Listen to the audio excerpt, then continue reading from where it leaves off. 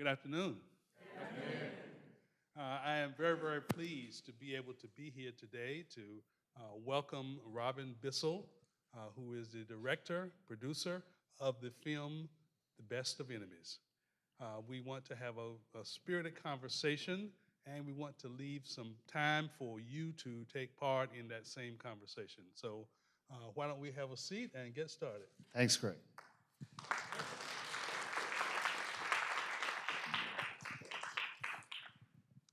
Well, Robin, you had a wonderful premiere last night. We did. At the Carolina Theater, Yeah. and it's my understanding that there was a sellout crowd and that there were lots of people of all ages and races.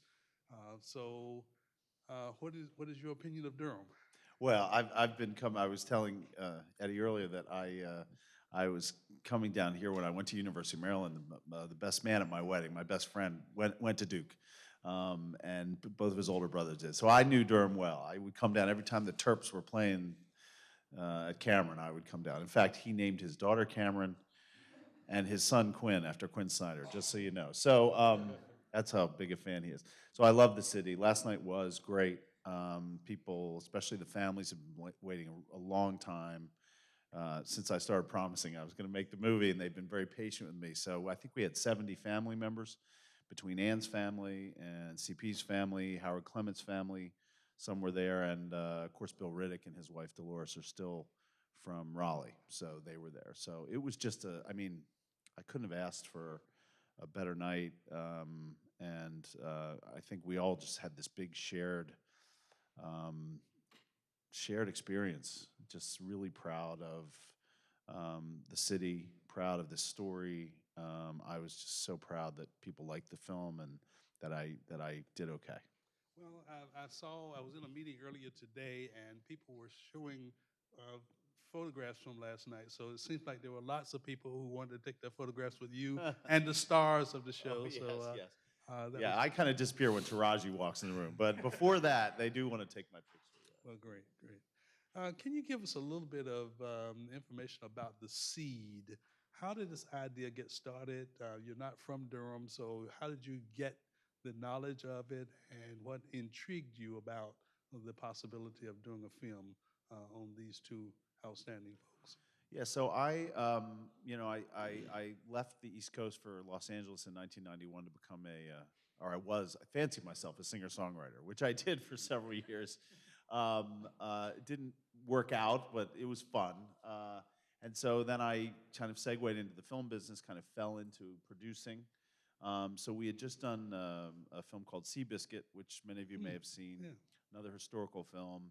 And it was 2005, and I used to get Time Magazine, and they had a milestone section in the front part of the magazine. It would list, births or deaths, and there it said C.P. Ellis, or Claiborne Paul Ellis, former Klan leader turned Union activist. And I went like this, and I said, well, wait a minute, how did that happen? And my assistant at the time immediately found that there was a book written. And so I got the book, and as soon as I started reading the book, I found out how it happened, and that's because Ann Atwater and Bill Riddick and Howard Clement and all these people took an army to change CP's heart. And so then I got very interested, but I wasn't really ready to direct or write my own thing yet. And then I saw Diane Bloom's documentary, Unlikely Friendship. Yes. And that's where everybody became very three-dimensional, and their voices and how they spoke to one another. And there was nothing going to stop me. But I had to pick my spots. And so after that, I went on to produce a movie called The Hunger Games, which we shot here in North Carolina. And right after that, I said, okay, now's my time. And so I went back to Osher Gray Davidson. I had the rights before, but he was gracious enough to give me the option on the rights again. And then that's when I started coming to Durham almost every month for the first couple of months, and met with Ann and became close with her. And I'm just so thankful. Met with Bill Riddick and his wife several times, just initially. CP's family. I got to see Howard Clement at his home before he passed away, and we had a nice chat. So everybody's been very open and patient with me and trusting in me. And so it's just been a long process, but a great one. I'm glad you mentioned Diane Bloom, who did a film, Yes. smaller version of a film about this whole process, and it looks like you used some of the footage, I'm sure with her permission, to include it, and the actual authentic pictures of those Ann Atwater and C.P. Ellis, Bill Riddick, and Howard Clement were used from her film, I guess, in some ways. Yeah, Diane was gracious enough to allow us to use that. Again, and there were several reasons I wanted to use those at the end. One was, you know, in Hollywood, if a story's too good to be true, it isn't true. And so I know some people will see this movie before they've read the book, before they've looked it up, before they've seen Diane's documentary. And so it's important to me to see them at the end. It's important for me right after the movie's over, so everybody leaves that theater knowing, oh my gosh, this actually happened. Plus, it's fun to watch them. I mean, all talking, they look back so fondly upon this. Um, and I like that they look back fondly upon it because it was a serious time and still is a serious time. It really is, and it dealt with lots of issues that are still confronting us. Lots of issues, maybe not quite as blatant as some of the things that were going on, but clearly there's an environment here that we are experiencing that does cause us to pause and to wonder how we're going to move to the next level. Yeah. It's my understanding that Reverend Barber was there last night because maybe the beneficiaries of the reception and the showing will go toward his work. That's right. Yeah, he flew up for it, and he and or very early on when I was talking to Jonathan Wilson Hartgrove, who was amazing. He's an amazing man. Obviously, a lot of you probably know him, and he was Ann's friend all the way till the end. And I said, let's, you know, we should do a benefit for something Ann was involved in. And he immediately said, the Poor People's Campaign and Dr. Barber. And so Dr. Barber was gracious enough to fly up yesterday and he did a wonderfully powerful talk before the movie started last night, just about understanding one another and how enemies can become friends and where we have to get to. And it was, yeah. Let's talk a little bit about Jonathan. Now, many people may know that he befriended Anne toward the end of her life, and in many ways helped to be her um, transporter, right, for lots of the different issues. There was a wonderful photograph in the local press with him rolling her into some event. So he reached out to her, and she reached out to him, and they also formed a friendship. And it's my understanding that the house that is right beside the St. John Baptist Church has a library that's named for Ann Atwater. That's right. So he's done a lot of good work in that realm and also in the civil rights realm in general. Yeah, and again, when I first met Ann in 2013, I didn't know Jonathan, and at the time she was, I guess, a man by the name of Joe Beckton was helping Ann a lot. I never got to meet Joe, but she spoke very highly. And then when he passed, and you know, Ann didn't have family in town, right? But what struck me about Ann was she had all these young people who were helping her through her injuries and every time I saw her or spoke, there was a different young person in town saying, "I'm here for Ann," and it was just, I was like, wow, she must really touch everyone in this town. And so then when she moved back to her house from the hospital, that's when I started speaking with Jonathan, and he was really helping her with her affairs and, like you said, a transporter, and he's just such a compassionate human being and a strong human being and just seems to have a focus that we could all just follow. You know, that's who Jonathan is to me, I think. And so he's done a lot of work. And yes, the library, I think, right after she passed, or 6 months after, was dedicated to her. Yeah. Yeah. When you came to Durham, did you get around and to meet people? And as you were doing your research, I guess you looked around and thought that maybe this would be good to have a portion of the film.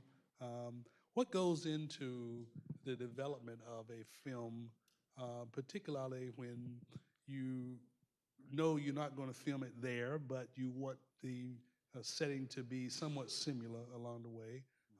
And how authentic can you be, and how much license can you take in order to change some things that may not have existed? Yeah, I mean, at the very start, any kind of true story, my personal motto, and I think most filmmakers or storytellers, whenever you can be 100% accurate, you are, right?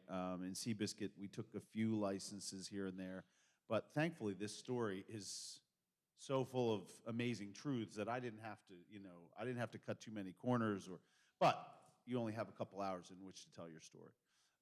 So as far as the production side, look, I had spent a lot of time driving around, right? CP's Clavern Hall is still out there with the Sportsman's Club sign, and I went over to Arn Harris, and I was like, I'm going to shoot there, and then I saw it had been modernized a little bit, and I said, oh, I can't shoot there. But my plan was always to shoot in Durham. So I knew that there had been sections of the town that were modernized, but that's what you do, right? You find places that are representative of what pictures you've seen or what you have in your head. And the truth is the large majority of Americans who go see movies haven't been to Durham, maybe haven't seen any city that they're watching that they don't live in, they're not going to really recognize. When you have a small budget movie like ours, that's when things start to change. When you realize that a period film, a very American film, at that time, without Taraji Henson yet attached, you start to see your number go like this, lower and lower and lower, because you start to talk to people in town, in Los Angeles, or whoever's financing films, about an appetite. Hey, what about this? Isn't this an amazing story? And they say, well, who do you have? And then I say, nobody. They say, okay, well, you're a first-time director, so of course, once you get to Taraji Henson, people are listening much, much quicker. But they still don't want to lose money. And it's not a superhero movie, even though Ann is a superhero, but it's not Marvel. So as the budget starts to go like this, you start to have to condense things, right? I can't, because locations are everything, because not only do you have to pay for each location and a set dresser to come in and make it look like 1971, you also have to move there every day, right? And that takes the whole company, it takes time, and I only had 29 days to film this. And so you start to condense things. You start to try to put pieces of the story, maybe two pieces of the story that took place in different places, put them in one. Like for me, I heard Bill Riddick tell me about the first time he and Ann and CP had lunch was at the Mutual Building cafeteria. So I was like, I'm all in. I still see the Mutual Building here. I'm going to use that. And that their first steering committee meeting was at the YWCA. And so, of course, I'm going to do that, right? I'm going to do the meeting at a cafeteria, wherever I decide to shoot it, and a meeting at the YWCA. Well, once your schedule gets in and you have 29 days, right? I don't have time to shoot the lunch at this place and then move the whole crew, because that takes several hours. So I just had to put the meeting after the lunch at the same cafeteria. So that's what happens. You start to condense things, but that's only budgetary. And the amount of days you have. So I wanted to shoot in Durham. We'd shot Hunger Games in North Carolina when the tax incentives were very advantageous. They changed, and our financier, who was lovely enough he was a man named Rick Jackson Healthcare in Atlanta. He was a foster child, and that's how he got into the healthcare business. He wrote a check for the movie. I mean, and so. When you have if you're talking about a $100 million movie, and you're talking about a savings of $2 million by going to Atlanta over Durham, I was telling you earlier, that's an argument I can make. No, we're spending $100 million. What's $2 million? I mean, it's, of course, still $2 million. But when you're talking about a $12 million movie, $2 million is a much bigger percentage of that. And it's not just to save him money. It's that I can spend $12 million because he only wants to spend 10. And because of the tax incentives, I can spend 12. He's going to end up spending 10. Whereas here, I would have spent 13 and he would have spent 12. Something like that in that area. So now you can understand it's hard for me to tell this man no. Secondly, it was just more important to make the story finally. It just took that long.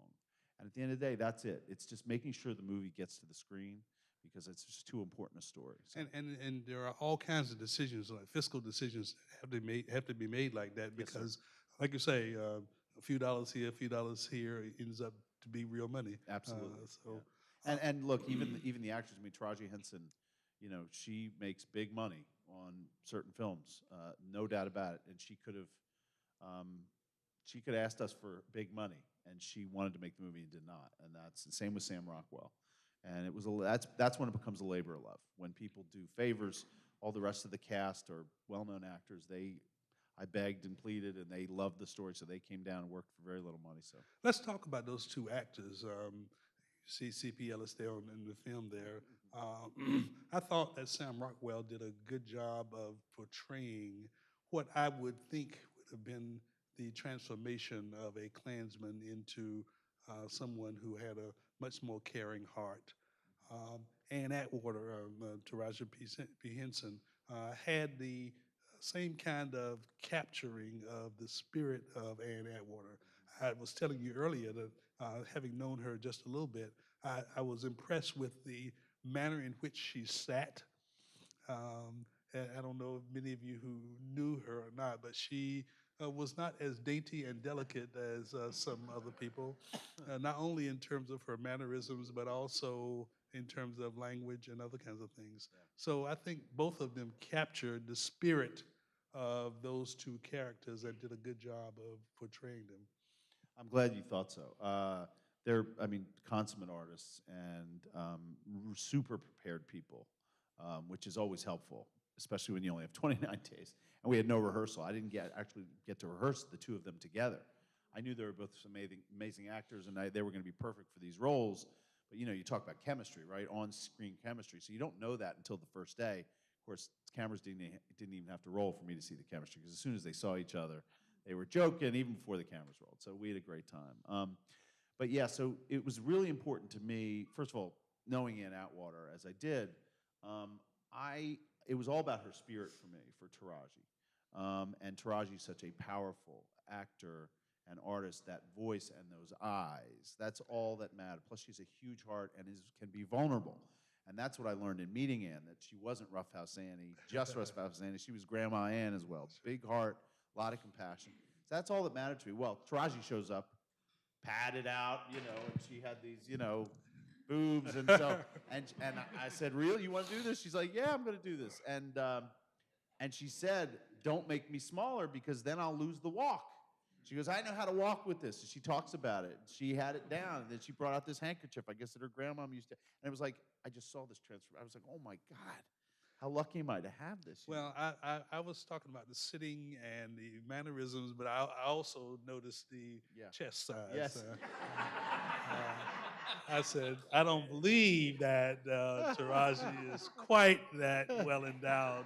But I think it went well, and it captured the spirit of so many people who I've known in the African American community here in Durham and in other places.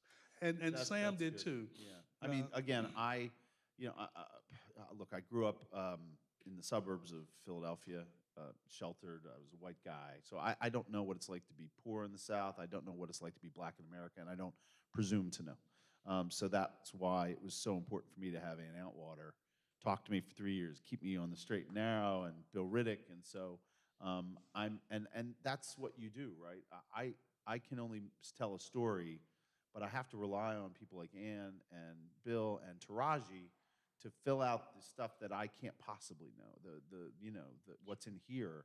And so with Sam as well, look, the big thing for me was finding out where hatred came from in CP, and as representative from maybe a lot of other Southern whites. And so I wanted to find out where it came from and how Ann was able to navigate through it and get into his heart, right? Because she was able to see that. And so to me, it wasn't, it was only about making him a three-dimensional person, right? Because so many times today we're living in a two-dimensional world. We're Twitter and we're TV, and I do the same thing. I see somebody on TV saying something I don't like, and I don't know them, but I'm angry, right? And so I wanted, and Sam, this is what Sam did so well. Everything was so authentic that he was just real. There was no caricature about it. It just felt so real. And the production design and costumes, everything, I just wanted it to be real. So we saw everybody in three dimensions, whether we liked them or not. CP was at one time the head of a violent, racist organization, a hate group, but he still had a family. He loved that family. He still had a job. He still had problems. And it doesn't excuse that. But it shows that there is a human being there. That's right. And even though it wasn't Ann Atwater's job to change him, it's nobody's job to change a hate group. But it gives us a little hope that maybe there's humanity in there. Sure. So, And I think humanity is a very important word. There has been lots of buzz, particularly around the Best Picture and the Oscars, the Green Book, and other films along the way. And some people have offered criticisms of the film that talks about things through a lens of somebody who is non-black. I thought you did a good job of balancing that.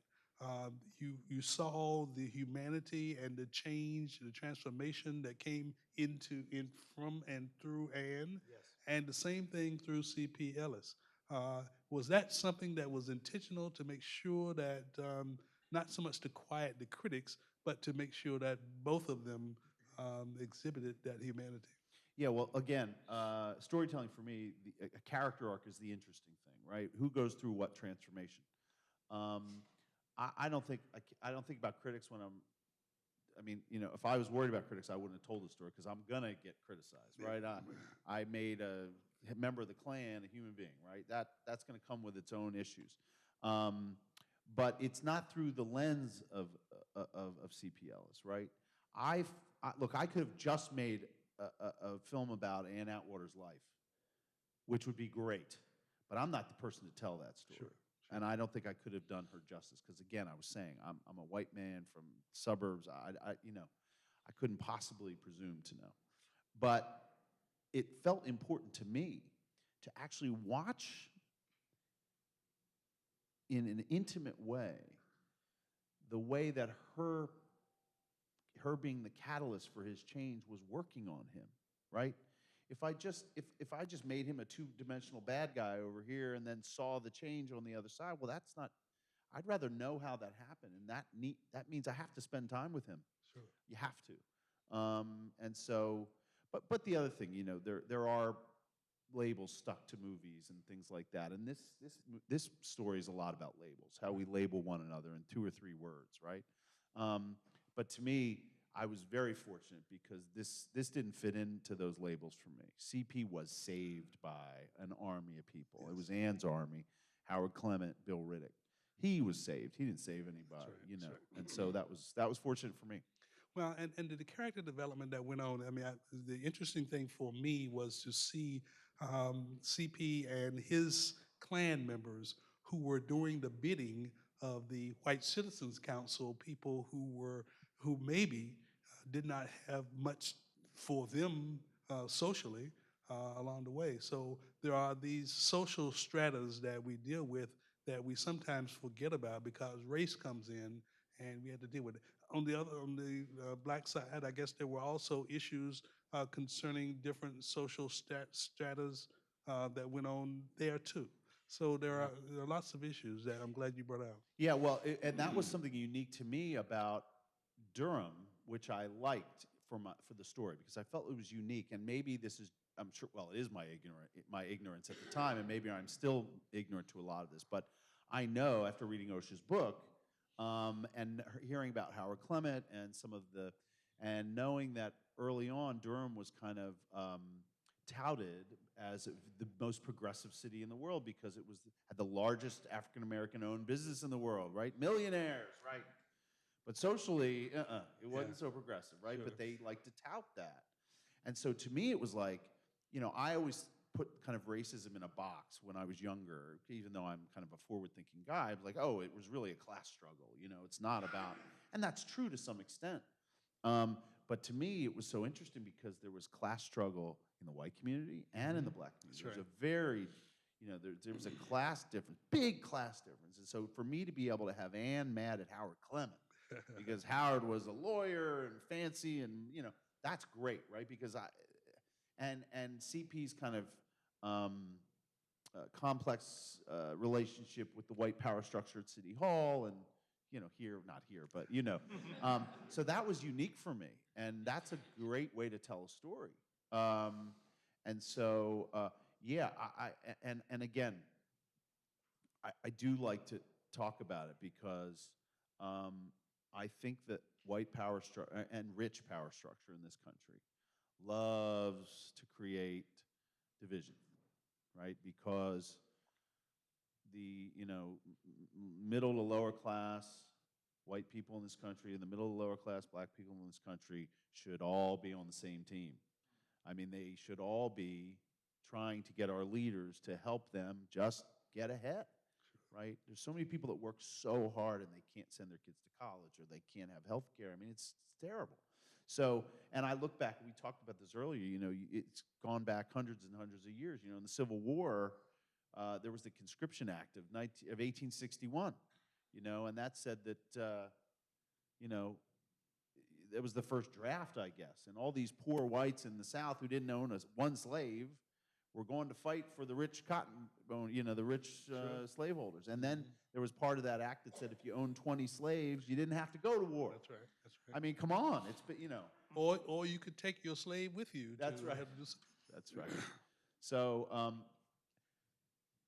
and so I just saw that in this story with CPs also, the white power structure in Durham loving him doing his bidding, and the White Citizens Council loving CP kind of being out there. So, well, I'm glad that you mentioned that Bill Riddick is still moving around and living over in Raleigh, yes.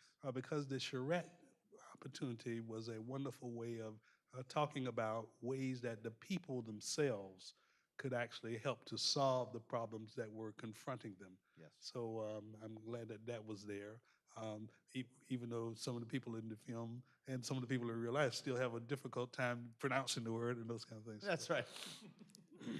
We're spelling it. Oh, spelling. That's right. Me too. I don't know if it's 2 R's or 2 T's or 1 R. I don't know. Yeah. In terms of casting, you mentioned that some people helped you to deal with things. When you're doing films like this, particularly films that don't have multi-billion-dollar budgets, do you have to call on friends and other people who might be able to help you, and maybe in exchange or bartering that maybe the next time you get a blockbuster, you have a way for them to be in it? Well, I could use that last way. They probably wouldn't believe me because everybody says that. Hey, do this, I'll do this for you next time. But so yes, the answer is yes. So first of all, it starts, luckily we had a good script. Luckily I'd written a good script, thank God. And so Taraji and Sam signed on, and they knew what our budget level was, and they were very gracious to us in that respect.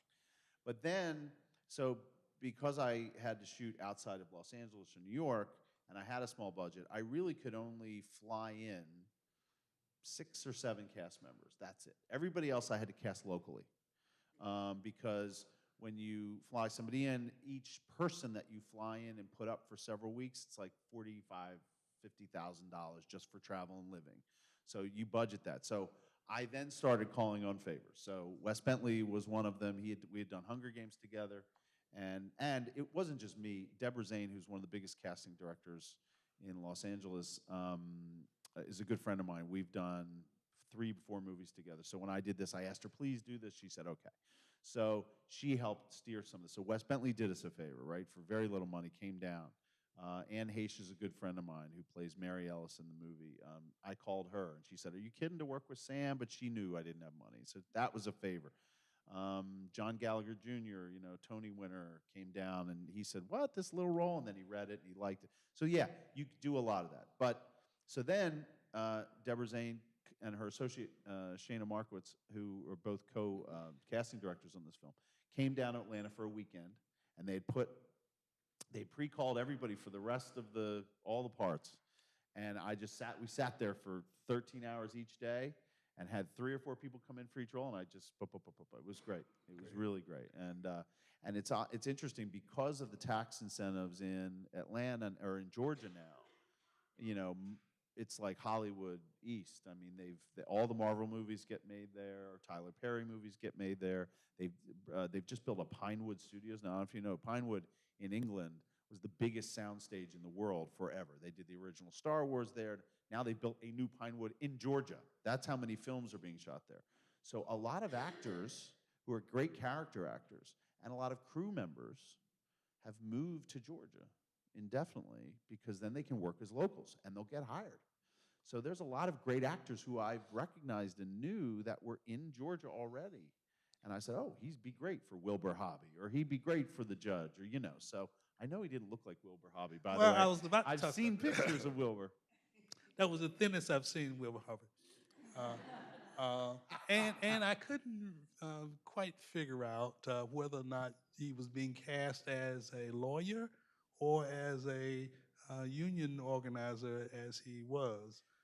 Well, so that was I'll tell you, the confusion there, and that's very interesting you picked up on that. I don't know how many of you have seen the film, but that was due to cutting the film.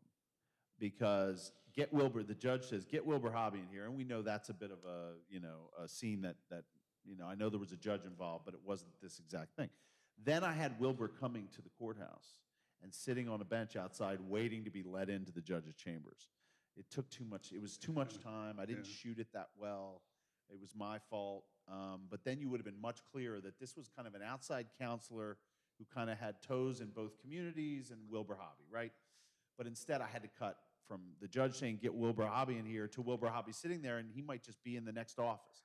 So it is, look, for people in this town, it'll be like, oh, you know, but most people, even if he's seen as someone who works in the courthouse, that's okay. Well, you had to suspend your disbelief, I guess, in some ways. Yes. Wilbur Hobby, as many of you know, grew up in the Edgemont community.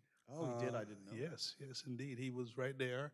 In fact, many of the neighborhoods that you talked about, it's kind of centered around Edgemont. So if people know going down Main Street between the Golden Belt and the actual main Austin Avenue, along the way, and Angela Avenue. That was some of the communities that we were talking about. Yeah. When we referred to East Durham. And again, you talk about authenticity. So, you know, Ann talks, you know, it's in the book, right? She comes in and Abe Greenberg's lawyer is arguing and she's arguing, and it's for the people of Edgemont. So I wrote that into the script, of course. And then I get word right before we started shooting, you have to change Abe Greenberg's name. And I said, what do you mean? They said, he's still alive. And he's not going to, we don't want to mess with Abe Greenberg. Or you don't want anybody, right? Especially, you know, when I can, if I'm telling a true story and somebody's painted in a not so great light, occasionally I'll just change a name. So we just don't have an issue. But I didn't want to here. I was like, you know what? I know Carvey Oldham wasn't the head of the city council, but he was the head of the housing authority. So I'm going to just combine those characters. Yeah. But so I had to change it to Greenfeld. I changed it a little bit. Yeah. So anyway, just so you know, I knew it was Abe Greenberg.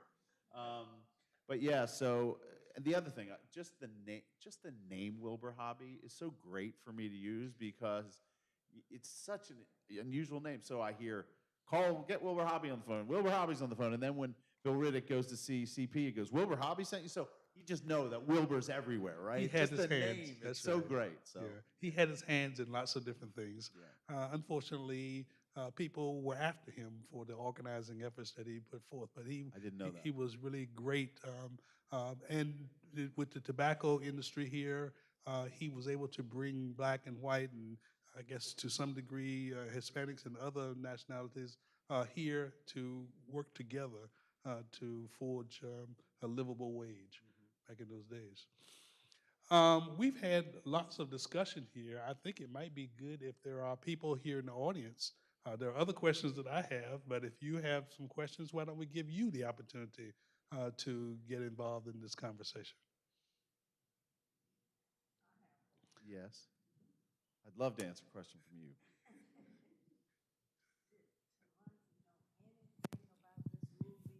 Before she was contacted? Did Taranti know anything about this movie before she was contacted, the script? So she was given the script before knowing anything about the story. But as she read it, she started remembering hearing things. When she was in Greensboro, she went to A&T for a semester. Yeah. So she called her mother, and her mother knew all about Ann Atwater. She says, you're kidding. And right then, Taraji's like, ooh, boy. Like, if my mom knows, that means this is a serious lady. So that was the moment where Taraji really stood up and noticed when she talked to her mother. Thank you.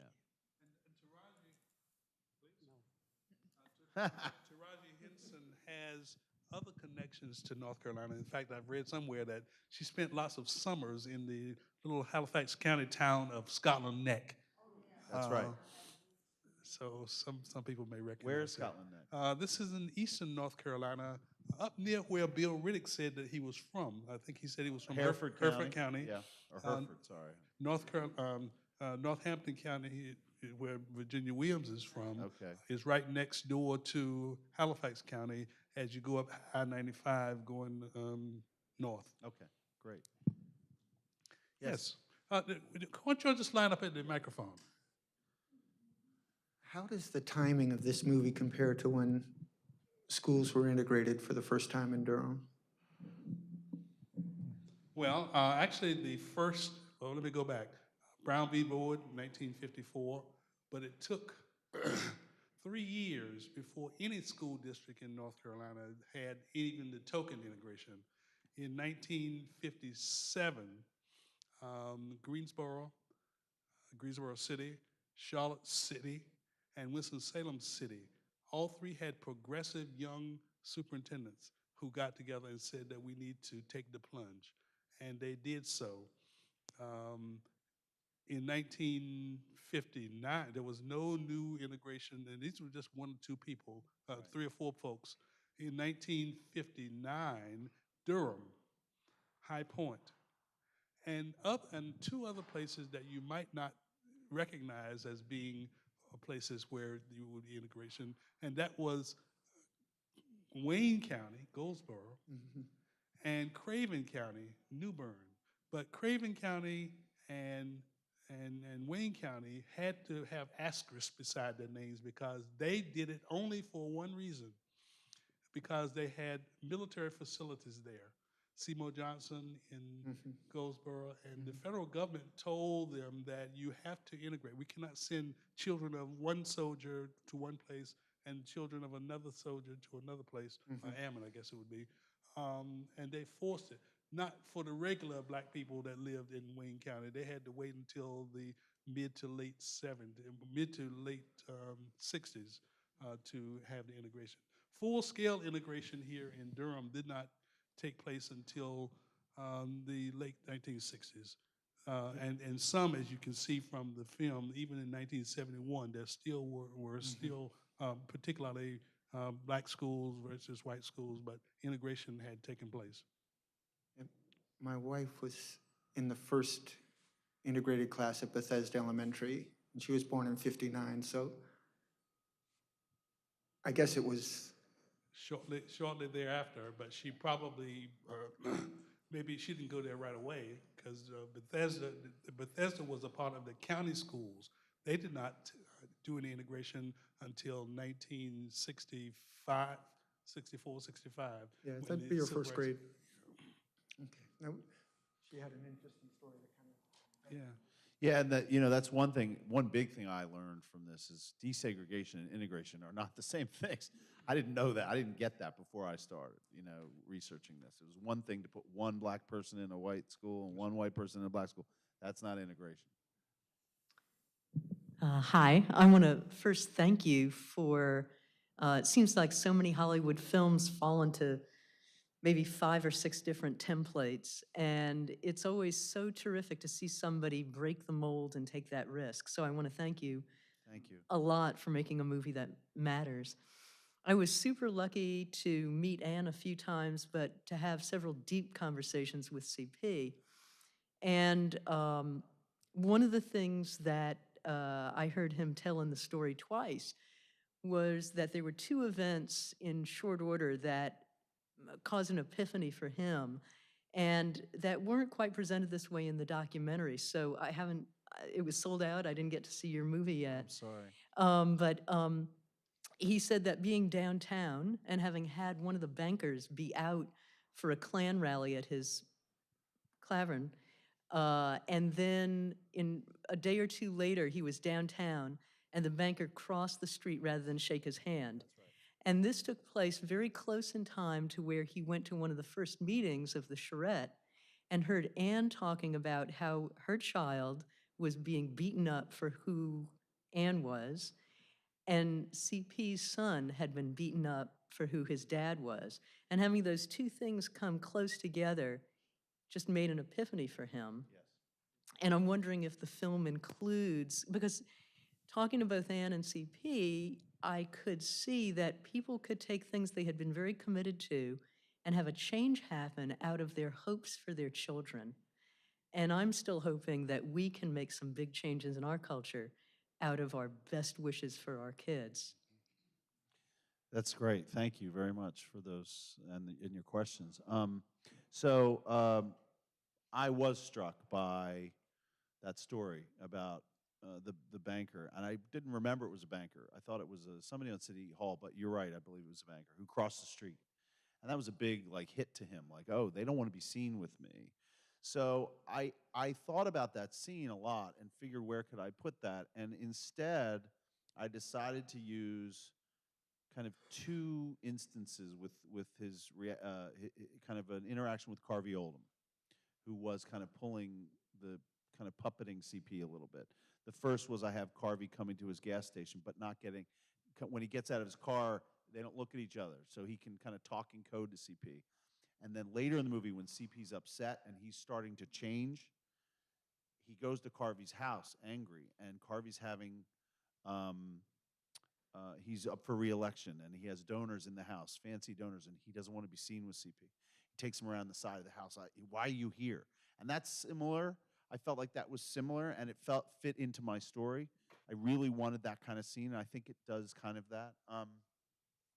The tricky thing about when Ann and CP really started congealing in the charrette is tricky, because CP talks about that. They wept together about their children. Ann talked about, they'd sing gospel music every night, and halfway through the charrette, she caught CP tapping his feet. And then she says, oh my gosh, he's getting you. But if I do that halfway through the charrette, well, your movie's over, right? She's changed. So I used the gospel in a different way. I had him going through a hard time with his son, who, as you know, was out at Murdoch Center, still is. Larry's still alive. And I set up that every night that the gospel was sung, that the whites would leave because they don't want to be, part of that. And so CP was the last one out, and he'd had this tough day, and he hears the gospel. And he's drawn to it, and he opens the door, and he just looks at all these people singing, and he feels like an outsider, and you see it in his face, and Ann sees him seeing this. And so it's similar. It's like it's hitting him without him tapping his feet, But I couldn't really get what you're talking about, how both of their kids, I set it up that both of their kids are having a difficult time in school. That's for sure. And they do see that, but they don't actually have the conversation. I'd like to say just one more thing, which is that CP used to talk about how the Klan was so much more than about hatred, that it was, if somebody'd lose their job, they would look out for each other. It was a fraternity in some ways, a fraternal order. And he told me he tried to change it into an anti-racist organization. And that when that failed, that's when he disbanded it. That's amazing. And then I always felt, because I used to see him when I would go to meetings out at the Union Hall on 70, there were a lot of progressive meetings that would happen out there at a certain time. And I would also see CP very ostentatiously shake Howard Fuller's hand in the lobby of Duke Medical Center in 1979 when it was during the second unionization. And so I always felt like CP took what he missed from the Klan and threw himself into union organizing as a proxy for what he was missing out of the Klan. It's great to hear this stuff because I didn't know all of this. And she mentioned Howard Fuller. Yes. When I first heard the word name Howard, I thought maybe he's talking about Howard Fuller, but he was talking about Howard Clement. But Howard Fuller was somebody who was helped to organize civil rights issues, union issues, and I think he developed a wonderful relationship with C.P. Ellis when C.P. Ellis was working at Duke as a union organizer. So I think that also was a way to cross the traditional bounds of race. And I think Howard Fuller was one of the first people that identified Ann's proclivity for being able to organize in things early in the 60s or late 60s, I believe. And Operation Breakthrough Yes. was very, very important. Unfortunately, it went out of business right at its 50th anniversary. Oh, it did? Oh, S- jeez. so that was a loss that we have. Some would say that there were some internal injuries to the organization that caused it to have to depart. But Ann Atwater worked real closely with that, and I think that was the organization that she was identified with along the way. In the movie too, yeah. Yes. That's what and I love that it had a very specific purpose, right? Yeah. So, and by the way, to your point, that's how I really portray CP in the movie, what he felt about the Klan, and when you see the movie, you'll see the words you were just talking about are in there. He was a racist. He was taught to be a racist, but he loved the Klan not because of that ideology necessarily. He didn't feel like anybody, and when he got in the Klan, he felt like somebody, right? We all want to feel like somebody, and then he got made president, and oh my God, his standing in the community, this poor guy, you know. So that's what he loved. He loved the brotherhood. I have him talking about brotherhood. You'll see, but yeah. And the film comes out in April? April 5th, April Friday, 5th. April 5th, yeah. And there are obviously going to be lots of different shows that you watch on TV that will have Sam and Taraji on them and other people promoting it. Yeah.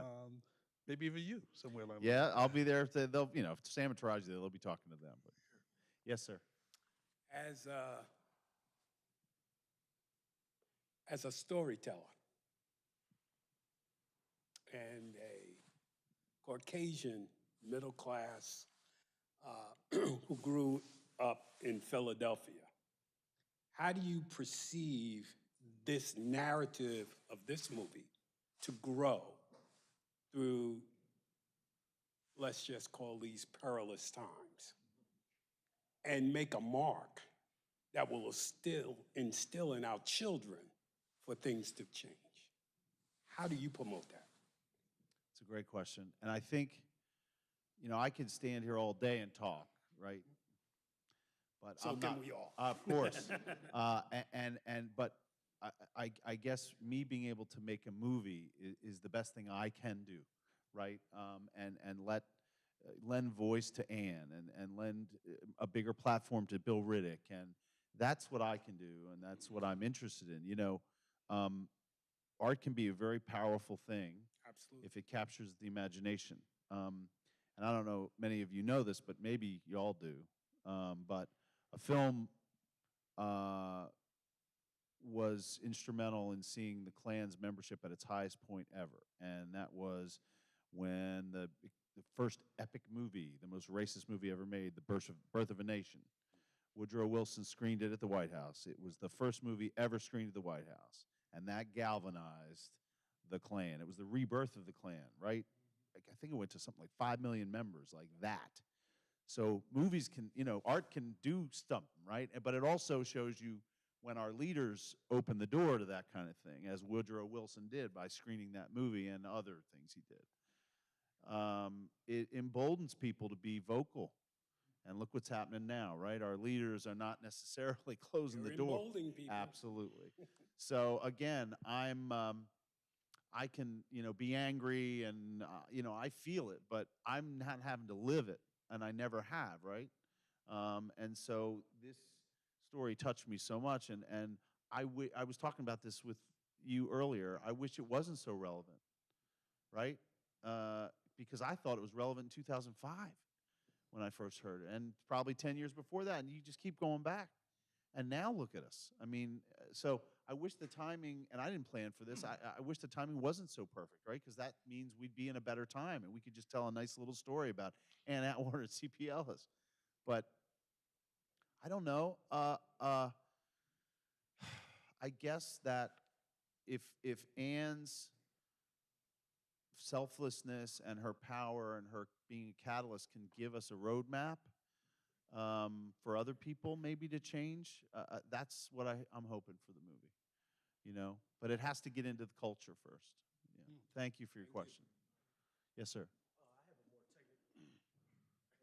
I have a more technical question. What type of camera and well, I mean, like, was it Red? Was it Black Magic? Yes. And then also the School on Fire from the promos. How did you pull that scene off? So that's a great question. So it was an Arri Alexa digital camera. That's what we used. So the Alexa was great. Now you barely ever get to shoot on film anymore.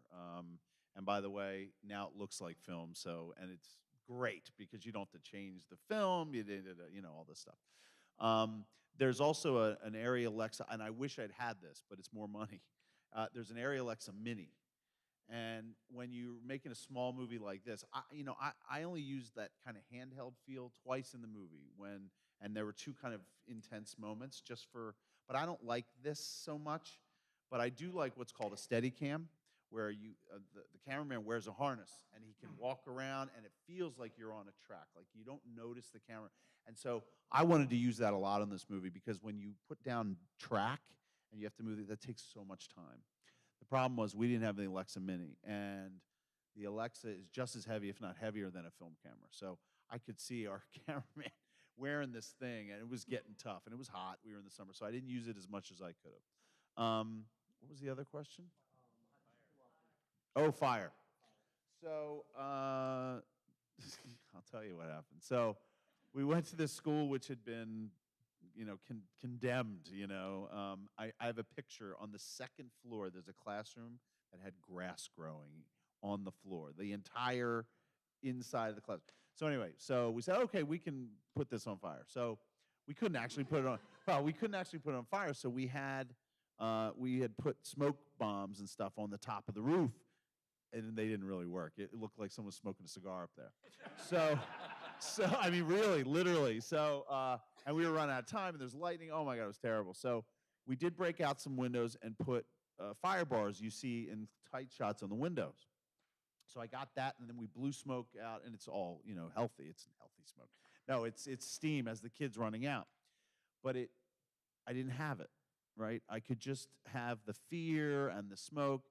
And so we're in the editing room, and sometimes you go and you look to film catalogs, and we find a shot of a building that looks just like it, and the whole roof is on fire. So I didn't shoot that shot, and it looked identical. And I was like, oh, man. So I got one shot of a roof really on fire, and the rest of it was a guy smoking a cigar up there. I mean, I'm telling you. So. I'm sorry. Okay. Well, I think the film is worth watching. When you get a chance to see it, I hope you can. The people who witnessed it last night seemed to enjoy it. The screening yesterday for some school children Yes, took yesterday place, morning, yeah. and I think you are screening tonight at Duke. Yes. So we're hoping that you will get the chance to see it when it opens in early April. Are there other questions that we can ask? Yes, sir.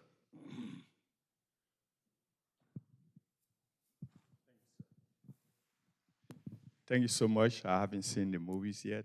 But when we get into reading a story or hear about a story, we have a motivation. And sometimes, we want somebody to take something away from that story. So based on what you are saying, I think you want somebody to grow through the story. The main thing that I want to find out from you is, what did you learn about yourself as you were filming these particular movies? Thank you. That's a very good question. I mean, anytime you start a new job, you're going to learn a lot about yourself. And the first thing you learn is you don't know everything you think you know. That's the biggie. When you're a storyteller and you're just sitting there and you have a story and it's all you, right? When you're writing it, you think, this is great. And then people read it and they say, you're missing something here, or you're not getting it, And so it's really about, first of all, making a film or telling a story like this is a team effort. I mean, it's everybody. But also when you're the writer and director, you think, because you're in a bubble for a while before you get to set, you think you know it all. And that's true for me. And it was. And so I think that became humbled and began to understand that, especially a story like this, I can't just tell it the exact way I want to tell it, because I don't want to miss an opportunity. I don't want to hit a wrong note on such an important story, because if you do, and something's inauthentic, or then that becomes the story of the movie, right? It's like, oh, look what they did. And so I just wanted people to embrace the whole movie. And so it was interesting. As a director, that's what Taraji did to me during the shoot. Because every once in a while, she'd talk to me about her experiences and how she felt as an African American. And then she'd say, "You know that, right?" Just like that. And I'd say, "Yeah," and then I'd see her, and she's looking at me, waiting for me to answer that question. I go, "Oh, yeah, okay, say that again." And so it was really about just listening, and I learned to be a better listener. But thank you for your question. That was great. A couple of quick questions. When you were here with Ann, did she ever take you to any of the community centers that she frequented along the way? No, because she was kind of immobile. When I met her first, she was in a hospital for the first bunch of times I met her, and then she was able to move home. But I did drive around. I went to the Hayti. I went into Hayti, and I had written down a bunch of locations, like her church, and where did the White Rock, where Martin Luther King, is that right? I went there. So I did drive around and tried to find some places. Yeah. And the Birchwood, Tom? Birchwood? Birchwood. Okay. And what's your next project? There's a World War II, a story about a World War II hero, this woman named Andre de Jong, who was a 22-year-old Belgian in the early 1940s, occupied Belgium, who created something called the Comet Line. And she and her father and hundreds of other people would help hidden British soldiers who were left behind after Dunkirk get through trains and planes and whatever, and get through occupied France into the neutral Spain to the British consulate and back to England, where they would re-enlist. And they saved over 800 men, airmen and women, that way. And she, halfway through, anytime the Gestapo would uncover parts of this Comet Line, they would execute them, or the women they would. So she was caught about halfway through. Her father was executed, and then she was sent to Ravensbrück concentration camp, the women's concentration camp, but survived and came out. I think she was 27 by the time the war was over. She got the George Medal from the King, Medal of Freedom from America. No one knows about her. And instead of kind of dining out on that and being a hero, she spent the next 20 years in the Congo helping lepers. She just went. That's this, very Ann Atwater type of woman. So it's a lot to put into a movie. I think I'm thinking of it as a kind of a limited series, like an 8 to 10. But I've been outlining that. There's a book written by a gentleman by the name of Ari Neve back in the 50s. So I'm hoping to make that. And then there's an original thriller I'm writing. There's nothing to learn from the thriller, but it's really cool. Let's give a round of applause to Oh, I think he Robin had one more Bissell. question. And one final question. One Yes, final. sir. Yeah, if we have more time, I would love to ask a question. First, thank you so much for spending your time with us, both of you. And I'm sorry that I haven't seen the film. I hope to see it tonight. I hope this question is relevant. I'm wondering if you can speak to the writing process and to what extent you collaborated or coordinated with the people in the film, like who were portrayed, to make sure that the story felt like it honored them and did justice to their story. And I'm just curious to know if you've ever spoken to anyone from the McKissick family who were like integral to desegregating Durham. Floyd McKissick? Yes. I've heard that name. Or any I've of his read about kids. that name. Yeah. I don't believe I've spent any time with any of the McKissicks, but I've heard that name a lot, and I think I've read a bunch. So the answer is yes. The answer is so you write a movie. The book is OSHA's book is kind of an academic book, and it gave me great perspective, mostly on CP and Ann's history and the history of Durham, and how and that helped me kind of draw the characters. Then the documentary helps getting their voice, right? And then I had to do a lot of primary research. So I had to talk to Ann to find out really about CP, right? And how she felt about CP. That, to me, was, from that perspective, really important to me. And Ann kept me, I thankfully, from the start to the finish, Ann and I talked a lot. I have some great voicemails from her. and I've saved them all. And one of them says, "Are you done?" You know, and she would call me every once in a while. How far are you? How far are you? Then Bill Riddick was another great perspective, not only because he's a character in the film and in many ways the guy that brought them together, he also provides a different angle, right? He's watching the two of them together. So, I mean, you can just imagine how much help I had and how thankfully, right? I mean, so yeah, I talked to a lot of people, and I talked to Howard Clement too, so it was great. Awesome. Thanks again. Thank you for- all. Thank thank all you of guys. you for being here. Tom? Oh, thank Keith Herman. Yes, thank Very you, Mr. good. Herman. Thank you. There are members of the city council here. Councilman Middleton, is there another? Thank you, Councilman Middleton. You darn right. Did Deanna Freeman is over here? Yes, indeed. Thank all of you for being here. Lots of Thank you. staff members. In fact, most of you probably are staff members. So thank you all for being here. job. Thank you. Virginia Williams is here. Oh, yeah, Virginia Always Williams. a wonderful treat to have her with us. Hey, John, how are you? Without notes. It was very natural. It was great. Where in the Congo? I was speechless. How did you get your information about the Klan background? So my wife's African American. She was the first